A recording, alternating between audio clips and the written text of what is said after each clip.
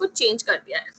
तो आप वर्जन 2 में देख पा रहे होंगे कि उन्होंने क्या चेंज किया है इंस्ट्रक्शन में। इनमें से कौन सा वाक्य ऊपर दिए गए वाक्य के बाद लिखा जा सकता है, क्योंकि हम ये पूछ रहे हैं कि क्योंकि सार्थक आगे जो हम कह रहे हैं कि ये सेंटेंस को आगे कौन सा सेंटेंस कंप्लीट करेगा, जो हम 2 सेंटेंस को साथ में लिख सकते हैं जब हम बात कर रहे हैं कॉलेज में मेहनत के बाद रूही को अच्छी नौकरी मिले।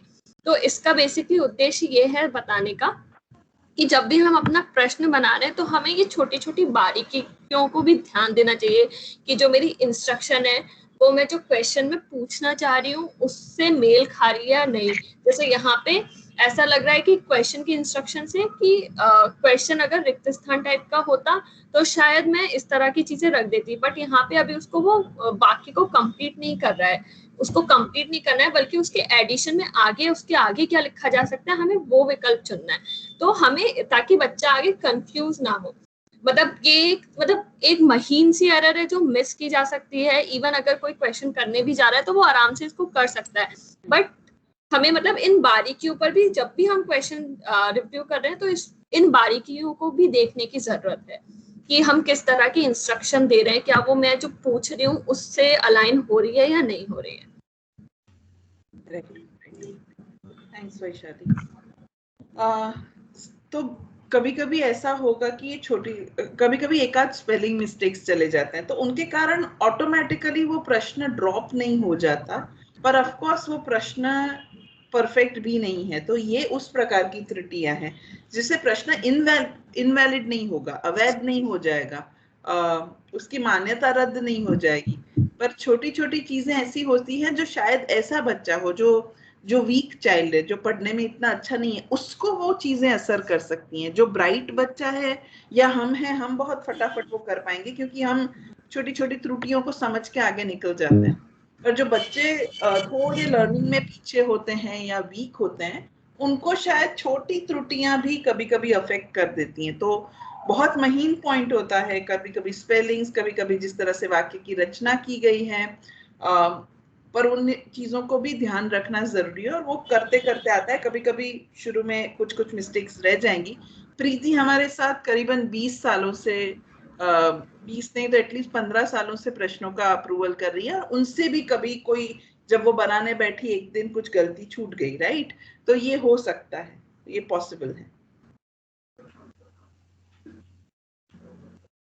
कठिनाई स्तर को कैसे फिक्स किया जाए, आई थिंक ये हमने मुहावरे वाले प्रश्न में भी देखा है, तो इसमें मैं बहुत टाइम नहीं डालूंगी। ये मुहावरे वाला ही अलग एग्जाम्पल भी है इधर।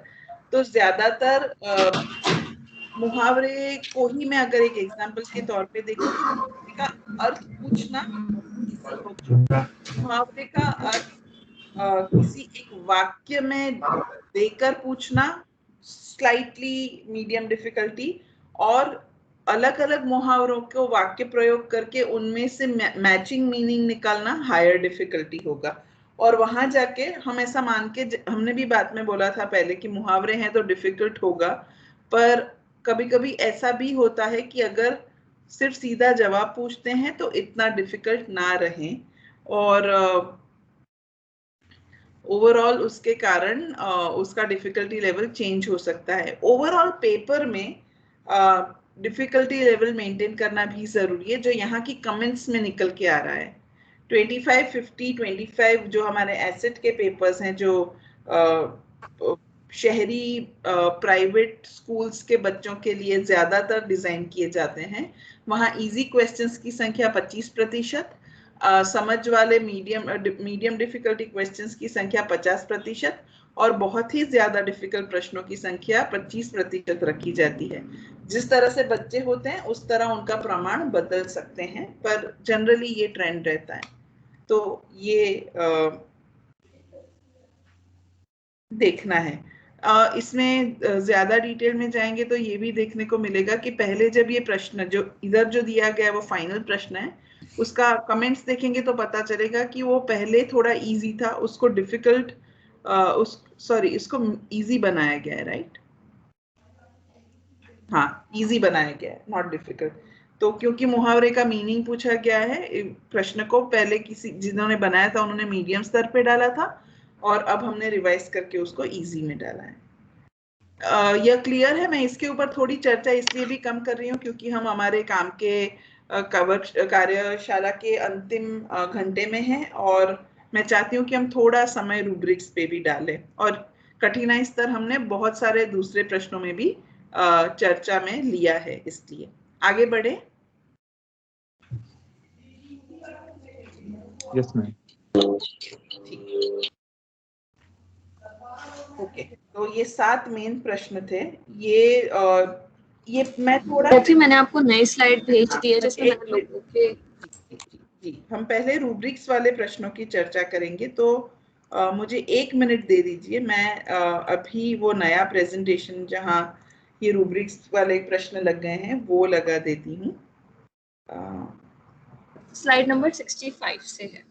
ठीक है, ठीक है। प्रश्नों की समीक्षा के विषय में किसी के कोई सुझाव, कोई थॉट्स? आप वैसे जिस तरह से डिस्कशन चल रहा था वो काफी अच्छा, नजरिया तो सबका है, पर मैं जानना चाहूंगी कि अगर आपको प्रश्न बनाने और समीक्षा करने के लिए दिए जाए तो क्या आपका क्या तरीका होगा और उसमें आप क्या आज नया सीखे?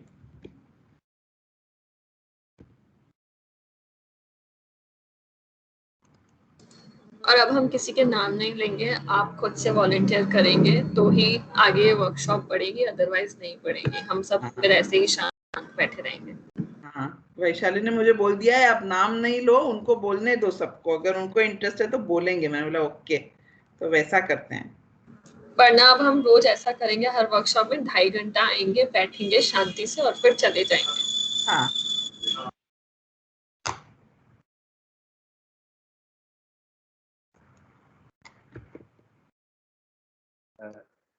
मैडम मैं धीरज। जी धीरज सर। मैडम बहुत अच्छा लगता है, रिव्यू करना बहुत अच्छा लगता है मैडम, और हाँ। हर एक बार ऐसा लगता है कि एक नई चीज सीख रहे हैं। हर एक बार, एक बार भी ऐसा नहीं लगता है। हर एक प्रश्न में मैं खुद की पर्सनल कमी मेरी है कि बहुत हड़बड़ाहट में कई बार प्रश्नों को देख लेता हूँ। पहले प्रश्न में ये मैंने गलती की थी। बाकी बहुत कुछ सीखने को मिलता है मैडम, बहुत सारी चीजें जो मतलब जब जैसे कमलदीप सर बोलते हैं या मैडम बोलती है तो बहुत सारी चीजें समझ में आती है, और मतलब अच्छा लगता है। रिव्यू करना बहुत अच्छा लगता है। एक बार बनाना अच्छा लगे ना लगे, लेकिन रिव्यू करने में तो अच्छा लगता है। हाँ सर, बनाना तो पड़ेगा, वो भी एक अपनी दूसरी परीक्षा है। पर हाँ, ऑफ कोर्स जितना अच्छे से रिव्यू करेंगे उतने अच्छे से बना पाएंगे, और जितने अच्छे बनाएंगे उतना अच्छे से रिव्यू करेंगे। और मैं देख भी रही हूँ, खैर मुझे आज इस बार पक्के से आप सबसे कंप्लेन है कि लोग सामने से नहीं बोल रहे हैं, पर ओवरऑल एक थॉट प्रोसेस का अलाइनमेंट है वो दिख रहा है। अब हम उसको कितना आगे ले जा सकते हैं या सिर्फ इसको वर्कशॉप तक सीमित रख रहे हैं, वो हमारी चॉइस रहेगी। हम चाहेंगे तो सिर्फ वर्कशॉप में होगा और वो पार्शियल होगा, पर अगर हम इसको थोड़ा अच्छे से करते हैं पूरा महीना, तो मुझे बहुत विश्वास है कि इसको अच्छे से कर पाएंगे। ठीक है, मेरे हिसाब से ये जो लगे हैं स्क्रीन पे रूब्रिक्स, वो शायद हेमेंद्र सर के हैं या किसी और सर के हैं। जी मेरे हैं मैम, हेमंत सर के। जी आपके रिवाइज हैं, आप थोड़ा समझाएंगे आपने क्या कल के कंपैरिजन में आज के रूब्रिक में क्या क्या अलग किया है? कल मैम हमने सीधा सीधा लिख दिया था, मतलब कि इस पे। जी जी जी, आपकी आवाज चली गई सर। प्रयास किया है। पहला जो बनाया था हमने अंक विभाजन, तो उसमें हमने सीधा सीधा लिख दिया था कि इस पे इतने नंबर और पहले मतलब सारांश पे 2 नंबर और आलोचनात्मक व्याख्या पे 5 नंबर और बाद में कवि की मंशा पे 3 नंबर। ऐसे हमने एक सीधा सीधा लिख दिया था। अब उसका और विभाजित करने का प्रयास किया है। राइट सर, हम जैसे आज सुबह भी बात कर रहे थे, थोड़ा अंकों की कटौती पे फोकस ना करते हुए कितने गुण कहाँ देंगे उस तरह का रखेंगे, तो आपको शायद और आपने अंकों की कटौती कर दिया है, और अगर कविता का सारांश सब ठीक से लिखा है तो 2 अगर दे रहे हो आप, तो कब उसको 1.5 दोगे, कब उसको 1 दोगे, वो अलग अलग तरीके से समझाना होगा, नहीं तो कंफ्यूजिंग हो जाएगा इन्विजिलेटर के लिए। पर हाँ, कल से थोड़ा बेटर है। मैं ये भी देख रही हूँ कि आपने आलोचनात्मक विश्लेषण के अंदर भी 1 या 2 मुद्दे दिए हैं जो आपके एक्सपेक्टेशन में है, और वो कुल मिला के 5 रूप से बाहर आएंगे। और अलंकार भाषा शैली को आपने एक अलग से गुण दिया है, और कविता का केंद्रीय भाव है उसको आपने 2 गुण दिए हैं। कविता के केंद्रीय भाव और कविता के सारांश के लिए आप चाहे तो 1-2 पॉइंटर्स भी दे सकते हो सर, इसको और भी बेटर किया जा सकता है।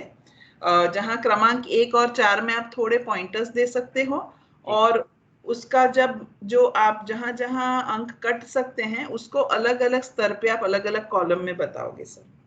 एक बार और रिवीजन बनता है, आप एक और रिवीजन करके देंगे तो यूजफुल रहेगा सर। ठीक है, ये किन का है?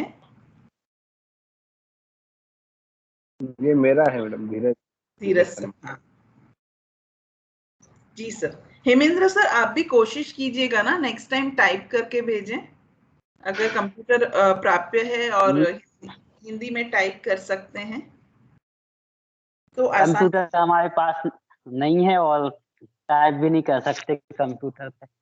कागज पे सर बना के मोबाइल पर टाइप कर सकते हैं, मोबाइल पर टाइप कर सकते हैं। मैं आपको बताऊंगी कैसे करना है। जी, सब मोबाइल पे ही करते हैं। कौन से ऐप पे? ऐप नहीं मालूम। हम सिखा देंगे आप सर। अपने साथी टीचर से भी पूछ सकते हैं। जी, आप ना कीबोर्ड पे आ जाएगा, हिंदी फॉन्ट आपके आ जाएंगे, अलग से आप हमसे जुड़ेंगे तो हम भी बता देंगे। पर आप जितना टाइप करके भेजेंगे ना, वैशाली को एक जगह स्टोर करने में या कॉपी करने में आसानी रहेगी, इसलिए। जी, ठीक है, उस तरह से आई थिंक धीरज सर काफी स्ट्रक्चर्ड तरीके से भेजते हैं, कमल सर का भी काफी स्ट्रक्चर्ड तरीके से आ जाता है। तो हम कोशिश करेंगे हम 5 लोग टाइप करके ही भेजें, ताकि वैशाली जब पूरा इकट्ठा करती हैं वर्कशॉप के पहले और बाद में तो उनके लिए आसान हो जाए। ठीक है जी। धीरज सर, आप समझाना चाहेंगे आपने क्या क्या चेंजेस लाए हैं? पढ़ेंगे नहीं पूरा तो चलेगा, पर कल के रूब्रिक और आज के रूब्रिक में क्या फर्क है? जी मैडम, एक तो अधिभार वाले मैंने ध्यान रखा है कि जो मेन चीज उसमें मंशा वाला है उसको मैंने ज्यादा अंक दिए हैं। राइट करते वक्त, क्योंकि उसकी भावना क्या है इसको बताना, पुराने दिन नए दिन तो बात की बात है, लेकिन उसकी मंशा क्या उसको अपने विचार में व्यक्त करना, उसको 4 अंक दिए हैं। एक तो क्या है मैडम, और जैसे शुरुआत में बात हुई थी इसमें कि व्याकरण बोध है, व्याकरण की जो गलतियां हैं उनको मैंने एक साथ नीचे लिख दिया है। ये मैंने तो अपनी बात भी हुई थी कि अपन यदि शुरुआत में दे देंगे तो ज्यादा बेटर रहेगा कि हर एक जो नीचे क्रम दिए हैं, मान लीजिए पहले पद के बारे में मैंने कुछ लिखा, दूसरे पद के बारे में मैंने कुछ लिखा, तो हर एक पद से यदि ये गलतियां रहेंगी तो यहाँ अंक काटे जाएंगे। काटे जाना शब्द गलत है, आप जो सब हैं कि वो ऐसा गलत हो, नेगेटिव जाती है अपनी सोच। दूसरा शब्द मुझे समझ में नहीं आया मैडम, इसलिए बोल रहा हूँ मैं। तो मैंने सबसे ज्यादा इस चीज पर कंसिडर किया कि वो चाहता क्या है, उसका मतलब क्या, प्रश्न में जो पूछा उसमें सबसे मेन चीज क्या, उसको सबसे ज्यादा मैंने अधिभार देने की कोशिश की है। और फिर मैंने उसको प्रश्न में क्रमबद्ध तरीके से पहले क्या स्पष्ट करना चाहिए, बाद में क्या स्पष्ट करना चाहिए, उसके हिसाब से मैंने इसको बनाने की कोशिश की है मैडम। राइट। नहीं सर, कल के कंपैरिजन में बहुत डिटेल्ड है और काफी पॉइंट्स जो हमने कल डिस्कस किए थे वो आ गए हैं। आई थिंक अभी भी अगर आप थोड़े पॉइंटर्स, गाइडिंग पॉइंटर्स दे सकें कि जब आप बोलते हैं कि सारगर्भित तरीके से बता पा रहा हो, सारगर्भित विचार एक बार रिपीट कर दीजिए, आप बीच में आपकी आवाज कट गई थी। अच्छा, हाँ, तो मैं बोल रही थी कि कल के कंपैरिजन में बहुत ही ज्यादा अलग दिख रहा है आपका स्कोर कार्ड आज, और काफी डिटेल्स हैं। जो कहाँ कटौती करनी है वो पॉइंट पे हम डिस्कस कर चुके हैं कि हम उसको थोड़ा अलग तरीके से वर्डिंग करेंगे। पर उसके उपरांत धीरज सर, जहां आप बोल रहे हो कि सारगर्भित तौर पे विचार रख रहा हो वर्तमान जीवन को कैसे सुखी बनाया जाए उसके ऊपर, या पहले लेफ्ट हैंड साइड में मैं देखूं तो उस समय के लोगों की मानसिकता के विषय में बात कर रहा है और वहां 2 अंक दिए जाएंगे, तो अगर मैं 2-3 पॉइंटर्स दे दूं कि बच्चा शायद इन लाइंस में लिख सकता है, तो और भी ज्यादा सहाय रूप होगा। तो आप अभी भी चाहो तो एक और रिवीजन कर सकते हो, पर काफी मैं देख रही हूँ अधिभार का भी ध्यान रखा गया है, व्याकरण वाला भी रखा गया है। आई थिंक जहाँ कटने चाहिए वो हम थोड़ा अलग तरीके से प्रस्तुत करेंगे, ताकि पॉजिटिव उसका अप्रोच रहे। ठीक है, लिखना चाहता हूँ मैडम जी। लेकिन इसमें क्या है कि मुझे वो टाइप करने में दिक्कत आती है, इसलिए कमल सर जो पहुंचाते मैं उसी पे वो करता हूँ। मैं सीख जाऊंगा ना तो फिर दिक्कत नहीं आएगी मुझे। वो टाइप मैं लिखना तो बहुत चाहता हूँ, लेकिन वो प्रॉब्लम है, धीरे धीरे सुधर पाएगी मैडम। सर आप भी मोबाइल पे टाइप करते हैं? जी, मैंने जैसे कमलदीप सर से ने जो मुझे पहुंचाया था, उन्होंने समझाया कि आप उस पर ऐसा कर लेंगे तो एडिट हो जाएगा, तो वैसा एडिट मैंने करने की कोशिश की, लेकिन शेयर नहीं कर पाया। तो उसका शॉट मैंने लिया था मैडम, इसलिए ऐसा थोड़ा उठपट दिख रहा है। नहीं, हम भी कोशिश कर रहे हैं, थोड़ा कोरोना के कारण हो गया है, पर आप लोग कंप्यूटर पे काम करें तो आपके लिए और हमारे लिए सबके लिए फायदेमंद होगा। हम भी बात करेंगे कि यह चीज को कैसे आगे लिया जाए, पर तब तक थोड़ा मोबाइल पे एडजस्ट कर लीजिएगा। आई होप नेक्स्ट वर्कशॉप तक कुछ क्लैरिटी आ जाएगा। ठीक है जी जी। हाँ, आई थिंक ये कमल सर का होगा या मैम का होगा। कमल सर का लग रहा है, फॉन्ट अलग अलग है। कमलदीप सर, ये आपका है और स्कोर कार्ड? हाँ मैडम। हाँ, तो आज के और कल के स्कोर कार्ड में क्या फर्क है और कैसे बना, वो सुनना चाहूंगी आपसे। जी मैम। मैम पहले तो जैसे हम एक मानसिकता नहीं थी कि स्कोर कार्ड में किस चीज़ का ध्यान रखना चाहिए। राइट। मुख्यतः कि जो हमारा डायरेक्शन है क्वेश्चन का जी और डायरेक्शन पे क्या अधिभार होना चाहिए, जी। तो समझ के मैंने ठीक करने की कोशिश की है इसमें कि जो दिए गए अधिभार थे उस आधार पर श्रेणीवार जो एक प्रारूप दिया गया था उसके आधार पर कुछ पॉइंटर दिए। जैसे पहला कविता का आशय समझाना, जी। तो दोनों जो पैराग्राफ थे उसके अनुच्छेद थे उस आधार पर वो आशय समझाएगा, और जो टेक्निकल वर्ड यूज किए हुए हैं, मतलब जो शब्द आए हैं उनकी तुलनात्मक व्याख्या भी करेगा। तो उसको 2-2 अंक दिए जाएंगे, पूरे 4 अंक दिए जाएंगे। यदि वो ऐसा नहीं कर पाता है, केवल सामान्य शब्दों में व्याख्या करता है, तो फिर उसको आधे अंक दिए जाएंगे। इसी प्रकार जो मुख्य पक्ष था, पक्ष, उसमें भी हमने उसके गुण दोषों के बारे में पूछा है कि वो दोनों में अच्छे और बुरे दिन में क्या दिक्कतें हैं, क्यों ऐसा है, और वो अपने भाव भी व्यक्त करें, कैसे ठीक किए जा सकते हैं। और उसमें भी वो अलंकारिक शब्दावली और दिए गए शब्दों की वो व्याख्या करे, इस पे हमने ध्यान दिया। राइट। हाँ सर, कुछ कंप्यूटर रिलेटेड टेक्निकल गलतियां वर्तनी की दिख रही हैं, तो वो थोड़ा ध्यान रखें। हाँ, वो थोड़ा अगर बेटर कर पाए तो बेटर रहेगा, ताकि हम जब हम टाइप करते हैं फिर सेंड करते हैं तो कुछ दिखाई देता नहीं है इसमें। हाँ, मैं समझती हूँ, मैं वो प्रैक्टिकल दिक्कत होगी वो भी मैं समझ रही हूँ, पर जितना अगर आप एक बार जितना पॉसिबल हो देख लीजिएगा, तो क्योंकि यही चीज हम आगे यूज करने वाले हैं ना, तो फिर ऐसा वर्कशॉप में अगर इस क्वालिटी का पीडीएफ दिया करेंगे तो पीडीएफ में चेंज नहीं होगा, इसमें पूरा चेंज हो गया है। हाँ, ऐसा भी कर सकते हैं। ठीक। Okay ma'am. एक मिनट कहते हैं रितु मैम और महेंद्र सर, आप लोगों ने असाइनमेंट क्यों नहीं बनाया? कोई समस्या आप जो फेस कर रहे हैं? रितु मैम, मेरा ये लाइट नहीं थी, और मोबाइल जिस तरीके से हम मोबाइल में बनाते हैं ना बोल बोल के, तो मैम कल पूरा रात को 2-3 बजे लाइट आई, वो चक्कर हो गया मैम, चार्ज नहीं था मोबाइल बिल्कुल भी। अच्छा ठीक है, फिर आप अभी वर्कशॉप के बाद बना के दीजिएगा। महेंद्र सर, आपने शायद कोई भी टास्क नहीं किया है क्या? मैडम प्रयास किया है, और वही टाइपिंग इशू है, अपना टाइपिंग नहीं कर पा रहा हूँ मैडम। सर आप हाथ से लिख लीजिए। हाँ हाँ, कुछ नहीं हो रहा है तो हाथ से लिखा चलेगा, पर पार्टिसिपेशन जरूरी है सर, क्योंकि हम आपके एग्जाम की तो चर्चा ही नहीं, ये आई थिंक पिछली बार भी हुआ था। तो सर वो तो फिर थोड़ा अनफेयर हो जाएगा ना, वो पार्टिसिपेशन भी फुल नहीं होता, और 5 लोग हैं तो 5 के इनपुट्स आना जरूरी है।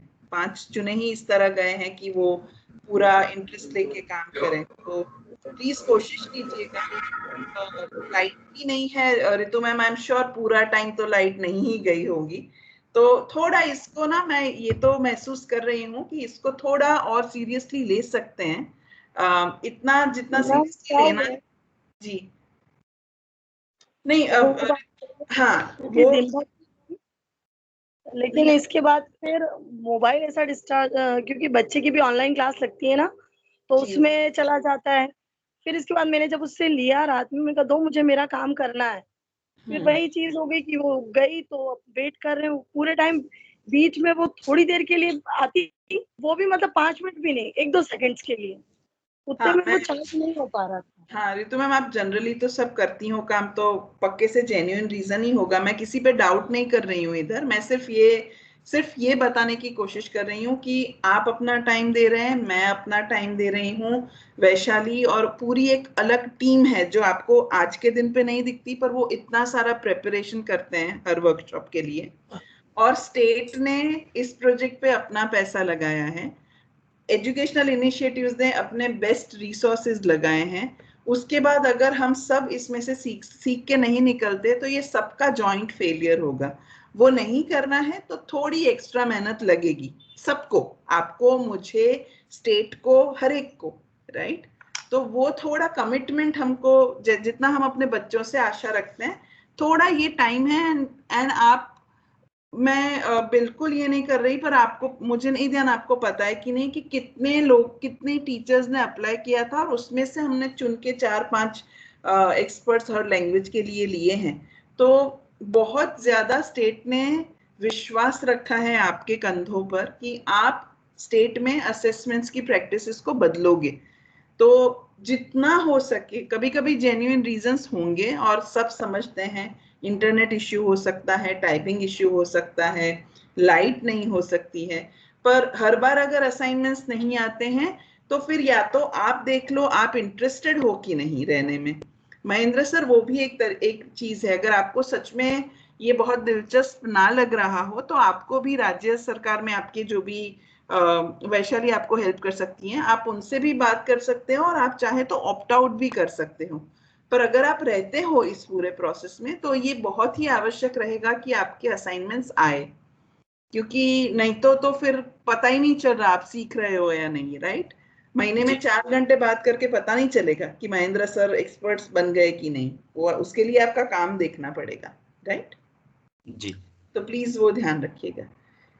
ठीक है, अभी पुराने प्रश्न, जो बहुत पुराने प्रश्न हमने पहली बार बनाए थे, उनमें से कुछ प्रश्न हैं, उनकी चर्चा शुरू करें उससे पहले मुझे एक पूरा इस वर्कशॉप का फीडबैक और रिवीजन चाहिए, उसके बाद मैं आगे चलूंगी ताकि हम समय के अनुसार उसको क्लोज कर सकें।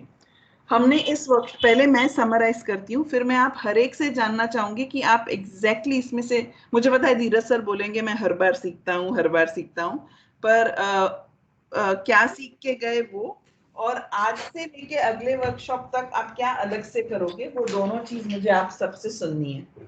तो पहले तो मैं क्विक समरी कर देती हूँ दोनों दिन की। हमने पिछले वर्कशॉप को जब खत्म किया था तब हमने इन मल्टीपल चॉइस क्वेश्चंस को पूरा समझ लिया था, और छोटे लघु उत्तरों के रूब्रिक्स के एग्जाम्पल्स देखे थे। आपने बनाए भी थे शायद 1-2, पर ज्यादा एग्जाम्पल फोकस था। स्कोरिंग रूब्रिक बनाने का काम सही में इस वर्कशॉप में हुआ। हम जनरली, क्योंकि हम लोग एक साथ बैठ के काम नहीं कर पा रहे हैं, हम इसीलिए यह स्ट्रक्चर बनाया गया है कि आपसे एक असाइनमेंट उस टॉपिक को कई बार उस टॉपिक को सिखाने से पहले मांगा जाता है, ताकि आपको आपके अंदर आया हुआ अंतर दिखे। तो होमवर्क आपको जो दिया गया था या असाइनमेंट दिया गया था वो एक पर्टिकुलर ठाकुर का कुआं टॉपिक और एक कविता के क्वेश्चंस बनाना था। क्वेश्चंस भी दिए गए थे, स्कोरिंग रूब्रिक बनाना था। कल पूरा टाइम हमने स्कोरिंग रूब्रिक पे डिस्कशन किया। 2-3 चीजें जो हमने बहुत ध्यान से सीखी, वो टेस्टिंग ऑब्जेक्टिव के आधार पे स्कोरिंग रूब्रिक में अधिभार तय होगा, और लर्निंग आउटकम में जिस लर्निंग आउटकम, हाँ आवाज कट गई थी, हेलो मेरी आवाज आ रही है? हाँ आ रही मैम, आ रही। ठीक है, तो 2 चीजों के आधार में, मैं एक बार फिर से ही बोल रही हूँ, 2 चीजों के आधार पे, हाँ, अभी आ रही है, बीच में कट गई थी। ठीक है।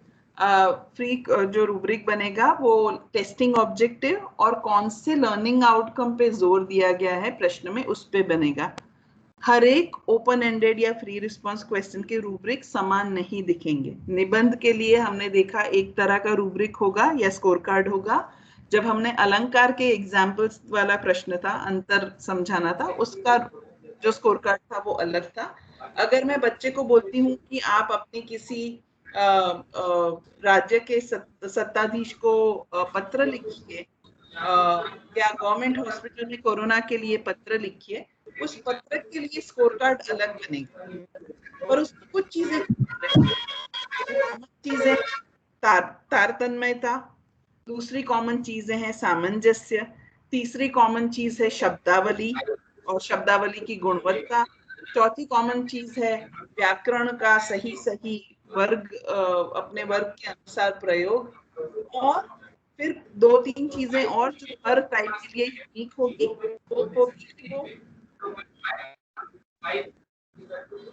आप अगर बोल नहीं, कहीं कोई बैकग्राउंड नॉइस चल, अगर आप करके आपका माइक जब बोल नहीं रहे,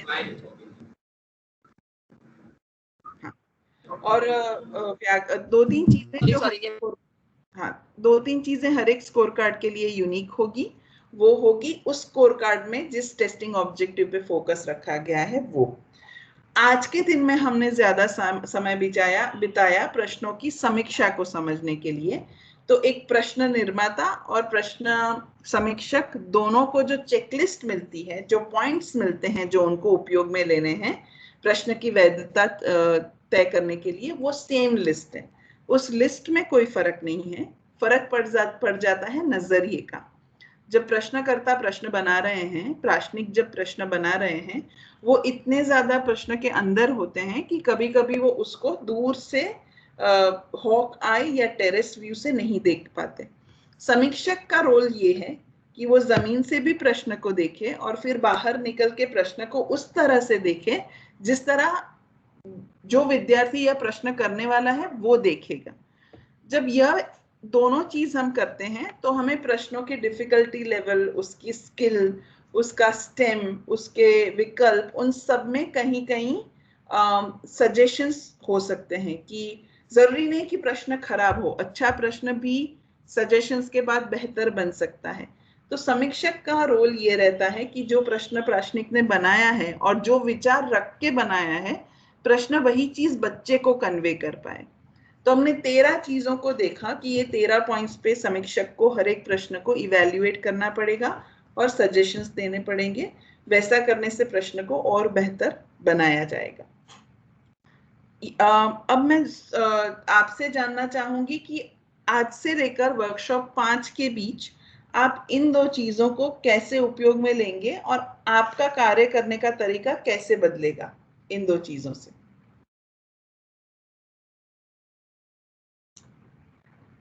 यस मैम, कमलदीप बोल रहा हूँ। कमलदीप सर जी। मैडम, प्राश्निक की जो भूमिका जो बनी है, ये बनाई गई है, आज जैसे बताया गया है कि जो वो प्रश्न बनाता है तो उसकी समीक्षा की जाती है जी। तो मैं ये समझ रहा हूँ कि एक प्राश्निक को एक समीक्षक के दृष्टिकोण से भी एक सोचना चाहिए अपने प्रश्न बनाने के बाद। अगला कोई समीक्षा करेगा वो तो करेगा ही, लेकिन अपने क्वेश्चन के लिए भी उसको एक समीक्षक की दृष्टि से उसको एक बार रिव्यू करना चाहिए, समीक्षा करना चाहिए जी, ताकि उसके प्रश्न और बेहतर हो सके। जो भी कौशल हमने इसमें पढ़े हैं जी, जी, वो पूरे कर पाएंगे हम।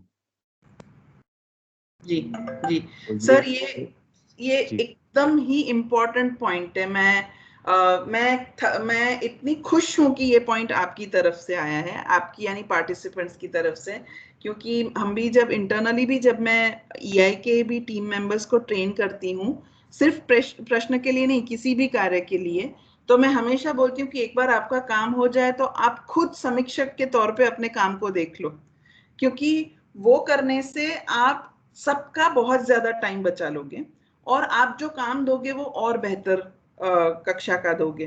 तो आई थिंक मैं आप जान नहीं सकते ये सुन के मुझे कितनी खुशी हुई है। तो समीक्षा का प्रोसेस ऑफ कोर्स होना चाहिए, पर प्राश्निक को भी खुद से समीक्षा करनी चाहिए, एंड मैं पूरी तरह आपसे सहमत हूँ। जी थैंक यू मैम। उसमें क्या होगा, हमारी समीक्षा भी हम ठीक से कर पाएंगे दूसरे लोग। आपका आवाज अच्छा, सबके लिए कट रहा था वैशाली, शायद सर को सुनाई दिया, पर हाँ जी सर कंटिन्यू। हाँ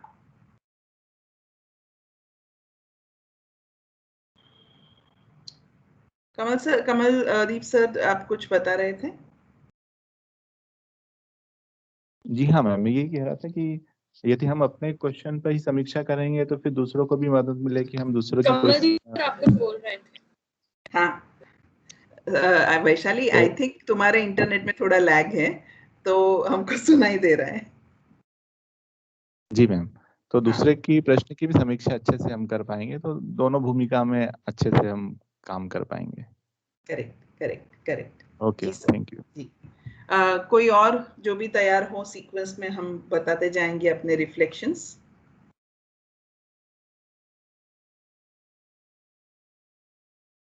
मैम जैसे अभी तक तो हम एक निर्माता के रूप में कार्य कर रहे थे जी कि हमें प्रश्न बनाना है और प्रश्न में किस तरीके से हमें स्कोर का ध्यान रखना है।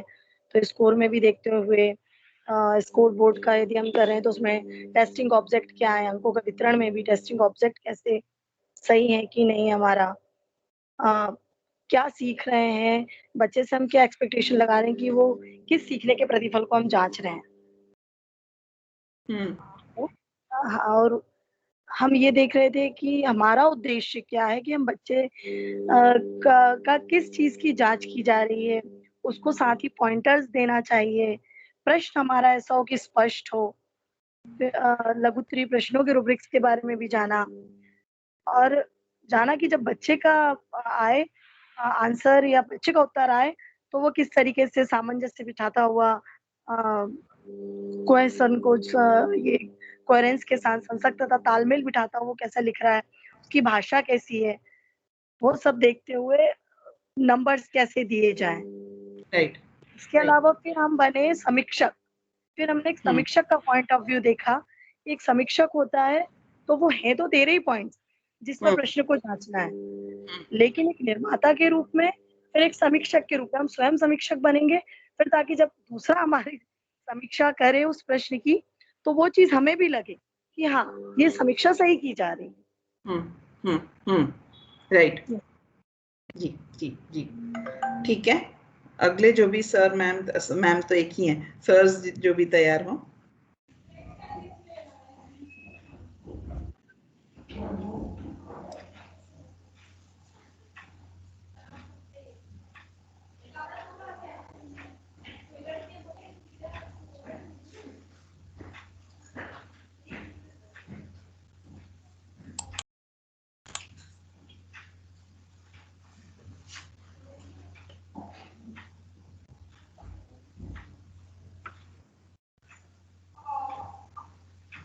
Hello madam.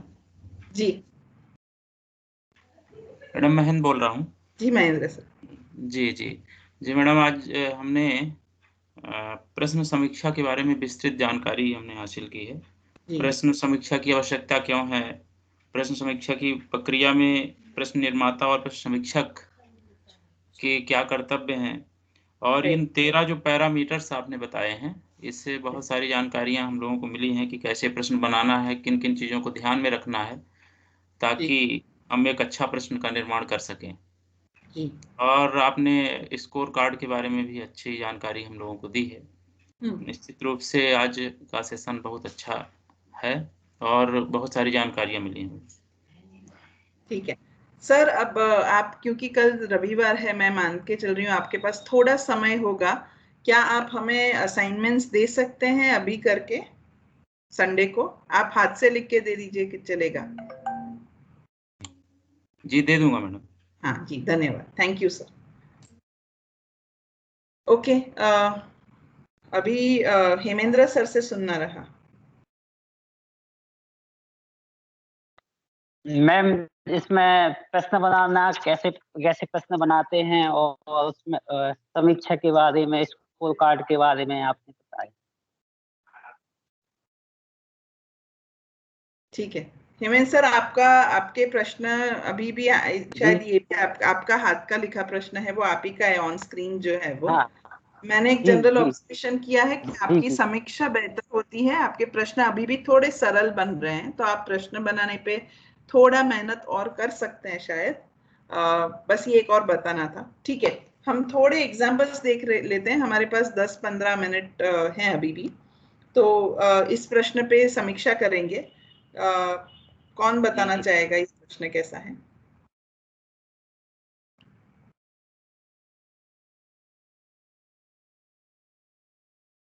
जी मैम, सरल ये स्मृति के आधार पर प्रश्न है और इसका जो कठिनाई स्तर वो सरल है और ऑप्शन भी ठीक दिए हुए हैं। मिथ्याचार, झूठा व्यवहार, अत्याचार, व्यभिचार, सदाचार। 3 में 4 है, 1 में व्यवहार है। जी हाँ, ये चाहते तो सबके अर्थ दे देते कि अत्याचार मतलब और व्याभिचार ये सब भी किया जा सकता था ताकि वो एक जैसे लगे। या फिर ऐसा बोल सकते थे, झूठा व्यवहार शब्द किसका अर्थ है, और मिथ्याचार ऑप्शन में है। तो स्मृति आधारित बहुत ही सरल प्रश्न है, पर अगर ये प्रश्न को रखना हो तो अभी जिस फॉर्म में है, आई थिंक 3 ऑप्शंस 4 वाले हैं और एक सिंगल वर्ड है, एक ही ऑप्शन है जहाँ 2 वर्ड्स हैं और 4 लगा हुआ शब्द नहीं है। तो शायद सीधा सीधा बाहर आ जाता है वो कि वो ही सही जवाब होगा, तो थोड़ा ये बेटर कर सकते हैं। स्मृति आधारित है, कक्षा के लिए उचित है, कक्षा के अनुसार है। कक्षा 9 के लिए उचित। कक्षा 9 के लिए तो 7th 8th के हिसाब से है ना मेरे पास। 9th के लिए भी उचित है। किस हिसाब से हम बोल रहे हैं ये उचित है या अनुचित है? क्योंकि मिथ्याचार का बताया जाता है बच्चों को कि मिथ्या यानी झूठा, तो इतना तो उन्हें पता होता है। ओके, ठीक है। आई थिंक कक्षा 7-8 तक ये चलेगा। 9 के लिए मुझे पर्सनली ऐसा लग रहा है कि शायद ये 7th या 8th में आ जाता होगा, और 9 के लिए बहुत इजी है, पर एक बार टेक्स्ट बुक देख के कंफर्म कर सकते हैं। प्रश्न 2 किसका है? ये प्रश्न किसने बनाया था? मेरा है। अच्छा, हेमेंद्र सर, समझाइए किस प्रकार का प्रश्न है और क्या अलग कर सकते हैं? स्मृति पे आधारित है ये। जी सर, अगर एक आध प्रश्न आपसे एप्लीकेशन बेस्ड, अनुप्रयोग आधारित या समझ आधारित मिल जाता ना अगले बार तक, तो मजा आ जाएगा। मैम भेजे तो हैं कुछ प्रश्न। हाँ भेजे हैं, पर थोड़ा सा मेहनत लगेगा शायद प्रश्न बनाने में। और तो इस प्रश्न का कोई रेटिंग करेगा? कोई समीक्षा करके बता सकता है कैसा प्रश्न है, कक्षा 9 में पूछना चाहिए, ऑप्शंस कैसे हैं, सब कुछ?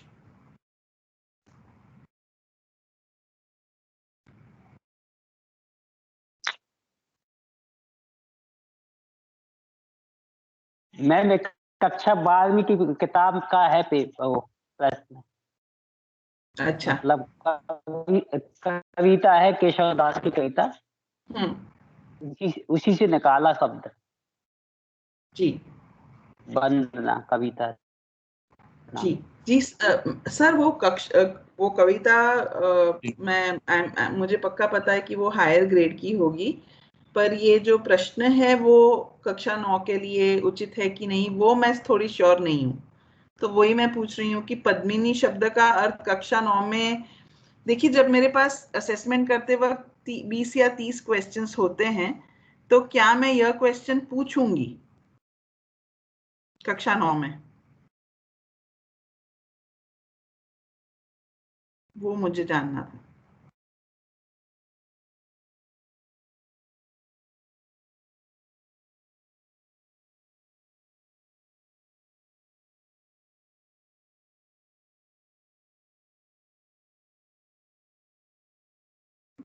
बाकी के लोग भी समीक्षक बन जाइए। हाँ सर जैसे बोल रहे हैं 12th का है, 12th से जरूर लिया है, लेकिन पद्मिनी का अर्थ तो मैम छोटी क्लास में बच्चे जानते हैं, तो 9th के हिसाब से इतना जरूरी नहीं 9th में पूछा जाए इसको। छोटी क्लास इस तरह के प्रश्न 9th के लिए मतलब बहुत ज्यादा इजी हो जाएगा, क्योंकि शब्दावली ये पद्मिनी कमल वगैरह की पर्यायवाची तो बच्चा 6th-7th में भी जान लेता है।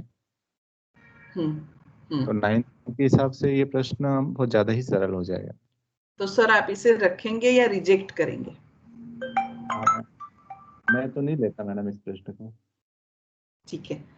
हाँ, तो हमको इतना क्लैरिटी रखना पड़ेगा, क्योंकि कभी कभी ऐसा होगा कि आपके ही साथी प्रश्न बनाएंगे और तब वही स्टांस लेना कि हाँ ये प्रश्न ठीक नहीं है और ये हम नहीं लेके जा सकते, वो कंफर्ट रखना जरूरी होगा। आई थिंक मुझे एक चीज जो अच्छी लग रही है, हम बहुत ही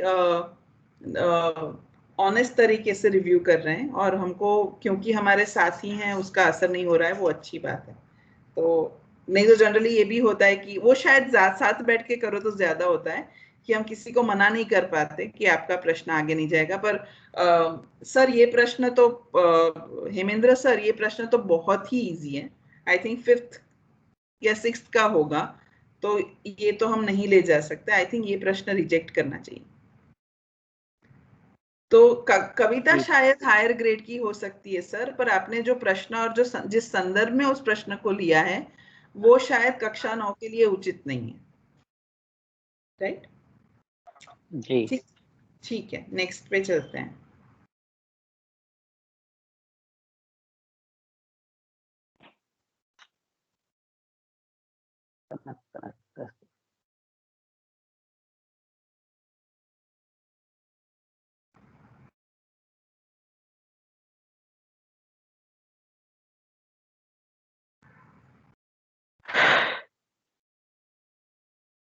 मैम ये भी शायद मेरा है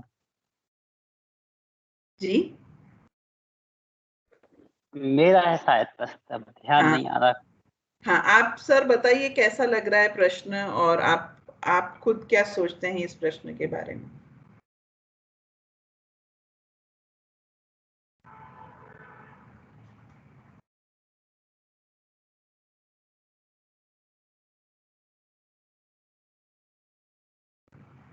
नाइन्थ के लिए उपयुक्त है। अच्छा, क्यों उपयुक्त है सर? क्योंकि 9th में मतलब सिखाए गए हैं अलंकार, इसलिए उपयुक्त है। अच्छा, ठीक है। और टीचर्स कोई बताना चाहेंगे कैसा है प्रश्न? सर ने प्रश्न पूछा है कौन सा अलंकार है, तो इसमें वर्णों की आवृत्ति हुई तो अनुप्रास भी है मैम, तो इसमें ऑप्शन में से अनुप्रास हटाया जा सकता है। जी। और किस प्रकार का प्रश्न है ये? स्मृति आधारित है? समझ आ रहा है। कक्षा 9 में अगर मुझे अलंकार पूछना है और मुझे पूरे पेपर में 1 या 2 ही प्रश्न पूछने मिलते हैं अलंकार के, 3 प्रश्न मान के चलिए, तो मैं इस प्रकार के प्रश्न पूछूंगी।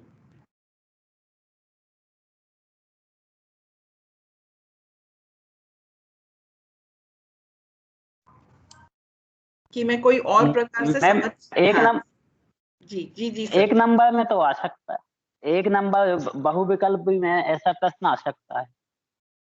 अच्छा, ये प्रश्न वैसे में डायरेक्ट प्रश्न है मैम, जिससे अभी हमारी चर्चा हो रही थी कि डायरेक्ट तो पूछना नहीं चाहिए, कि उसमें पता नहीं लगना चाहिए कि अलंकार हम पूछ रहे हैं। राइट, बच्चा समझ के आंसर करे, तो उस हिसाब से इसमें पूरा दिया हुआ है कि अलंकार कौन सा है। राइट। तो दो चीजें हैं ना, जब हम क्लास में या स्कूल के यूनिट टेस्ट लेते हैं वहाँ शायद इस प्रकार के प्रश्न चल भी जाएं, पर जब मेरे पास समझिए टोटल 20 या 30 क्वेश्चन, चलो बढ़ा देते हैं, 50 क्वेश्चन का पेपर होगा, उसमें से मेरे करीबन 50% यानी 25 क्वेश्चन ऐसे होंगे जो रीडिंग कॉम्प्रिहेंशन के विविध प्रकार के पैसेजेस से आएंगे। बचा 25 क्वेश्चन में मैं पूरा ग्रामर यानी शब्दावली, ग्रामर के सारे कॉन्सेप्ट और संदर्भ के अनुसार वाक्य रचना, ये सब के प्रश्न पूछूंगी। यानी अलंकार जैसे टॉपिक के लिए मेरे पास शायद 1 या 2 प्रश्न की संभावना रहेगी। उसमें अगर मैं ऐसा प्रश्न पूछती हूँ तो मुझे बच्चों की पूरी अंडरस्टैंडिंग का पता नहीं चलेगा। जो मुझे पता चलेगा वो बहुत बेसिक होगा कि ये बच्चे को अलंकार पहचानना आता है, उतना ही पता चलेगा। पर पिछली बार अगर आपको याद हो, हमने कुछ अलंकार पे बहुत इंटरेस्टिंग क्वेश्चन आप ही लोगों के बनाए हुए देखे थे। अगर उस प्रकार के प्रश्न आते हैं तो मुझे पता चलेगा कि हाँ, मेरा बच्चा अलंकार में माहिर है, उसको सिर्फ पता नहीं चलता, उसको आता भी है, वो मास्टर है इसका। उसके लिए ना जब हम पेपर बनाएंगे तो प्रश्नों में इस प्रकार के बहुत इजी से भी ज्यादा डायरेक्ट है, बहुत ही डायरेक्ट प्रश्न है ये, और बच्चे का वाक्य में अनुप्रयोग इसमें अलंकार का बाहर निकल के नहीं आ रहा है। तो जब मैं अलंकार सिखा रही हूँ और मेरी कक्षा में प्रश्न पत्र या यूनिट टेस्ट ले रही हूँ, ये प्रश्न पूछ सकते हैं। पर जब मैं राज्य स्तर पे एक ही असेसमेंट कर रही हूँ जहाँ मुझे अलंकार पूछने के लिए 2 ही प्रश्न मिल रहे हैं, वहां के लिए ये प्रश्न शायद अनुचित हो जाएगा। ठीक है, अभी सर के ही ज्यादा एग्जाम्पल्स हैं तो मैं नहीं ले रही हूँ, और आई थिंक हमारा टाइम भी खत्म हो रहा है। बाकी के प्रश्न हम आगे भी ले सकते हैं और चैट पे भी ले सकते हैं। अगर पॉसिबल हो मैं थोड़ा शेयरिंग बंद करती हूँ।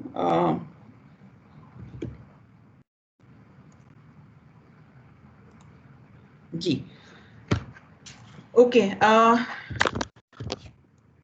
ठीक है। वैशाली, कुछ होमवर्क या ऐसा कुछ है, उन असाइनमेंट कुछ है अभी के लिए इमीडिएटली करने के लिए? इमीडिएट असाइनमेंट नहीं है, जिन लोगों ने स्कोर कार्ड नहीं सबमिट करा है वो करेंगे, और जो हमने पिछले प्रश्न बनाए हम उनको ही पहले ठीक करेंगे। और हम ये कोशिश करेंगे कि भले हम टाइम लेके बनाए प्रश्न, हम जल्दी ना बनाएं कि हमें कोई भी प्रश्न दे देना है। अभी थोड़ा ऐसा हो रहा है कि हमें प्रश्न बनाने की भागदौड़ ज्यादा है, रादर देन कि हम एक ही अच्छा प्रश्न बनाएं, बट हम वो बहुत ढूंढ कर बनाएं। हाँ, मैं वैशाली से पूरी तरह से सहमत हूँ। तो पहले दूसरे वर्कशॉप तक शायद हम इस पॉइंट को बहुत स्ट्रांगली थोड़ा जाने भी दे रहे थे, क्योंकि अभी माहौल बन रहा था, आप भी हमें समझ रहे थे, हम आपको समझ रहे थे। अब थोड़ा इसको थोड़ा सीरियसली लेने की जरूरत है, तो प्रायोरिटाइज करेंगे, थोड़ा इसमें समय देंगे। आप प्रतिदिन समय नहीं दे सकते, पर आप हफ्ते में एटलीस्ट 2 घंटे जितना तो निकाल के दे सकते हो, और देना चाहिए ही, क्योंकि आपसे जो अपेक्षा है वो उस अनुसार। जितने प्रश्न ज्यादा बनाएंगे और बनाने की खातिर नहीं, सोच समझ के बनाएंगे, वही प्रश्नों को हम आगे लेके जाएंगे। ये सारे प्रश्न हम कोलेट करके उसके एनालिसिस के साथ at one point we will be submitting it to the state. तो समझिए ये इन अ वे आपका जर्नी भी बताता है। तो अगर वर्कशॉप आपके खुद के काम में फर्क नहीं आ रहा है तो भी ये मुश्किल हो जाएगा बताना कि आप कुछ ऐसे समझ पाए हैं या नहीं, राइट? तो ये जरूरी होगा कि आप ज्यादा समय प्रश्नों को बनाने में डालें। खास करके हेमेंद्र सर, आपसे मैं समझ वाले और ज्यादा मास्टरी वाले माहिर बच्चे माहिर हैं या नहीं वो देख पाए, उस तरह के प्रश्न देखना चाहूंगी। बहुत स्ट्रॉन्ग है हेमेंद्र सर, आपका क्वेश्चन मेकिंग अभी मुझे देखना बाकी है। महेंद्र सर, मैं आपसे भी अब रेगुलरली प्रश्न देखना चाहूंगी। Generally I think Ritu ma'am, Kamal sir और धीरज सर कॉन्शियसली और रेगुलरली काम कर रहे हैं, पर उनसे और ज्यादा प्रश्नों को देखना चाहूंगी। इस हफ्ते में 2 या 3 प्रश्न भी अगर आप बना के डालते हैं और बाकी के दिन अन्य लोगों के प्रश्नों की समीक्षा करते हैं, वो भी काफी है। पर पिछले महीने में हमने कुछ भी शेयर नहीं किया है, इतना ज्यादा कि वैशाली को रिमाइंडर मैसेजेस देने पड़ रहे थे ग्रुप में असाइनमेंट खत्म करने के लिए। आई थिंक वो हम ना करें। थोड़ा 1-2 घंटा निकाल, ये थोड़ा अपने सेल्फ डेवलपमेंट गिन लीजिए, हेल्थ गिन लीजिए, या राज्य के प्रति अपनी एक नैतिक दृष्टि समझ लीजिए, पर प्लीज ध्यान से कीजिए, और ताकि हम अगले वर्कशॉप पे जब मिले तो हमको पक्के से पता हो कि हमने जो 4 वर्कशॉप में सीखा है वो आपको आपकी प्रैक्टिस में भी आ गया है। तो वो आपसे आशा है कि वो सहाय मिलेगी। हमारी तरफ से अगर कुछ आप अलग तरीके से करवाना चाहते हैं तो आप हमें प्लीज सजेशंस यहाँ भी दे सकते हैं, ग्रुप में भी कभी भी दे सकते हैं। मैं आपसे सुनना चाहूंगी कि आपको ये मददगार हो रहा है या नहीं। आप चाहते हैं कि हम कुछ चीज अलग से करें तो क्या अलग से करें? गायत्री, इससे पहले मैं एक पॉइंट ऐड करना चाहती हूँ। सो बेसिकली अभी हम क्या करते हैं कि जो क्वेश्चन क्रिएशन और रिव्यू का प्रोसेस है वो थोड़ा अलग तरीके से करते हैं। अभी हमने जो सीखा है कि एक रिव्यूअर होता है, अभी हम आपस में ग्रुप में एक दूसरे के क्वेश्चन रिव्यू करा करेंगे। हम इसके लिए या तो ऐसा कर सकते हैं कि एक व्यक्ति के क्वेश्चन पे सभी लोग रिव्यू करें, या हम अपने आप को आपस में 2-2 के ग्रुप में बना लेते हैं और एक व्यक्ति फाइनलाइजर हो जाएगा जो EIs की तरफ से होंगे। तो मैं प्रतिभागियों से ही जानना चाहूंगी कि क्या बेहतर रहेगा, आपको क्या लगता है कि हमें इस प्रोसेस को कैसे करना चाहिए ताकि हम एक दूसरे से भी सीखें। इट्स जस्ट नॉट कि मैं सिर्फ गायत्री से ही सीख रही हूँ, बट शायद गायत्री और वैशाली भी आपसे सीख पाए। तो आप बताइए कि इस प्रोसेस को हमें कैसे आगे ले जाना चाहिए, क्योंकि अब हम इस स्टेज पे हैं कि हम सबकी समान समझ बन चुकी है, तो हमें अपने क्वेश्चंस को एक नया रूप देना है, एक अंतिम पड़ाव तक भी ले जाना है। तो इसमें आप सबके इनपुट्स चाहिए होंगे हमें। जी मैम, अभी क्वेश्चन डाले थे हमने कि और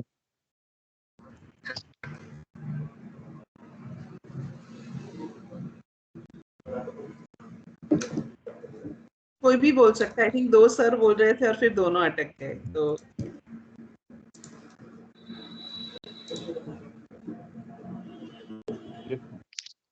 मैं ये चाह रहा था, अभी जब ग्रुप में हम मैसेज वो कर रहे थे, मैसेज मैम ऐसा कर सकते हैं, प्रश्न शेयर कर रहे थे, तो कुछ ही प्रश्नों का रिव्यू आया। तो मैम का कहना सही है कि जो लोग हैं इसमें सेल में जुड़े हुए वो भी आपस में रिव्यू दे तो ज़्यादा अच्छा रहेगा, और आपकी तरफ से भी रिव्यू आएगा तो वो और सीखने में हमको मदद मिलेगी ही।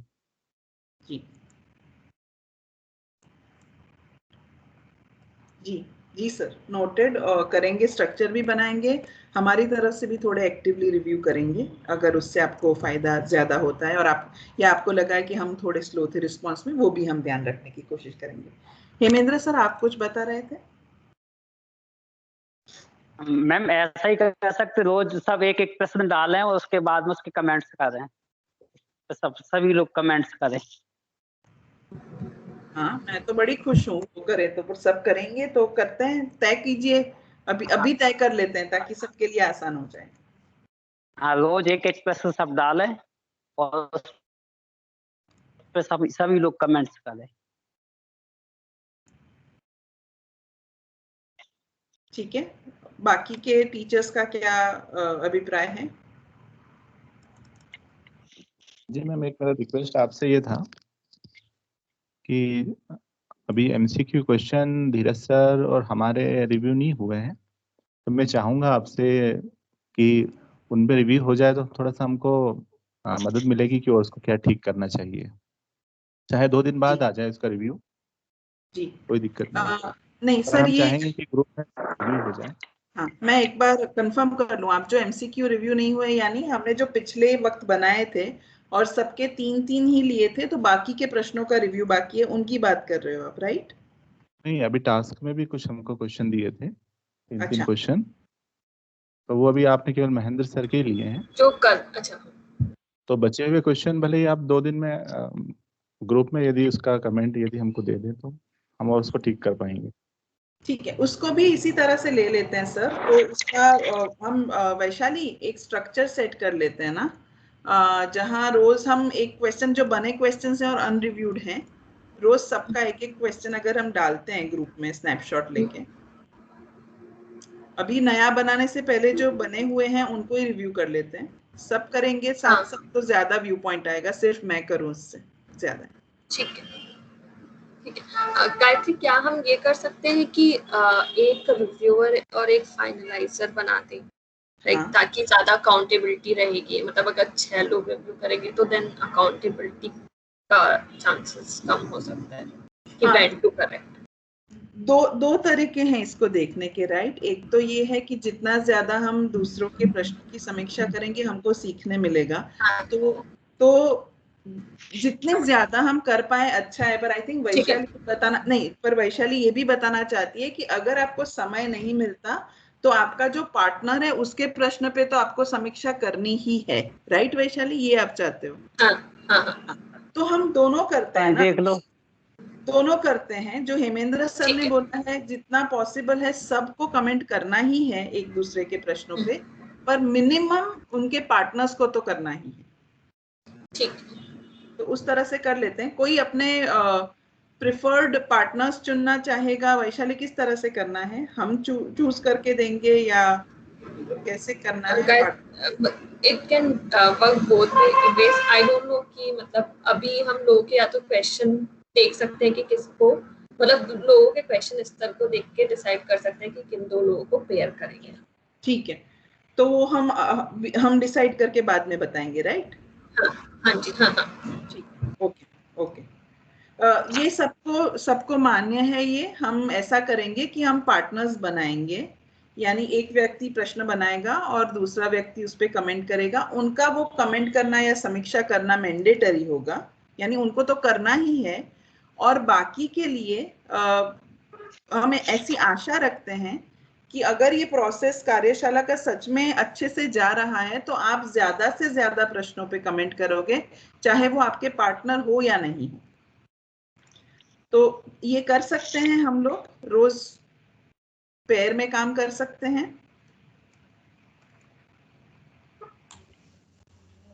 जी कर सकते हैं मैं जी। ठीक है, किसी को कोई प्रॉब्लम हो तो बता दीजिए। महेंद्र सर और ऋतु मैम बिल्कुल नहीं बोले हैं इस विषय में। तो नहीं मैडम, प्रॉब्लम नहीं है, सही है। ओके, ठीक है। तो हम एक बार ग्रुप बना देंगे और जो एडिशनल क्वेश्चंस हैं उनका रिव्यू भी हम ओपन करके ग्रुप में करेंगे। और फिर तो 3 प्रोसेस होगा, क्वेश्चन मेकर, आपका partner reviewer, and then finally EI reviewing every question, right Vaishali? तो EI will kind of say yes this is a final question. Okay, तो अभी तक हम अभी ऐसा करते हैं, अगले हफ्ते में हम जितने भी अब तक बने क्वेश्चंस हैं उनका पहले रिव्यू खत्म करते हैं, उसके बाद आप नए क्वेश्चंस बनाना शुरू कर दीजिए। तो जो सर की भी रिक्वेस्ट थी कि उनके रिव्यूज कुछ बाकी रह गए हैं वो भी उसमें कवर हो जाएंगे, ठीक है? ओके, अगर कोई स्पेसिफिक फीडबैक हो तो बता दीजिए, नहीं तो हम आज का दिन इधर कार्यशाला समाप्त करते हैं। आई थिंक वैशाली आपको फीडबैक के लिए फॉर्म भेजेंगी, कृपया उसको भी हाई प्रायोरिटी पे फिल इन करके भेज दीजिएगा। एंड हमारे साथ जुड़ने के लिए धन्यवाद, मुझे 2 दिन सुनने के लिए धन्यवाद। एंड धन्यवाद, अगली बार मिलेंगे। Thank you, thank you. सभी लोग कॉल पे बने रहिएगा। गायत्री, आप जा सकते हैं डीब्रीफ कॉल के लिए। मैंने ग्रुप में लिंक भेजे हैं, तो आप उन फॉर्म्स को अभी भर दीजिए ताकि हम लोग काम खत्म कर दें। तो मैम पहले ही ड्रॉप कर दें। मैंने ग्रुप में लिंक भेजे, आप अभी खत्म कीजिए कॉल पे।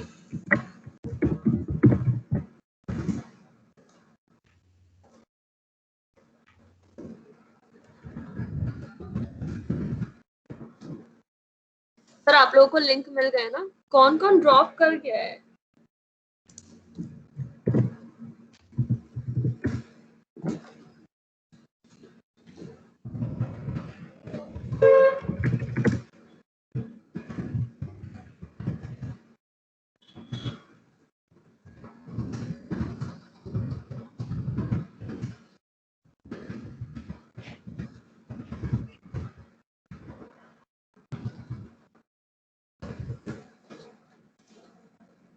हेमेंद्र सर और महेंद्र जी ग्रुप में जो लिंक दिए गए हैं उन 2 फॉर्म को भर दीजिए और अपने लिंक शेयर कर, अपने स्क्रीनशॉट शेयर कर दीजिए। जी जी मैडम जी।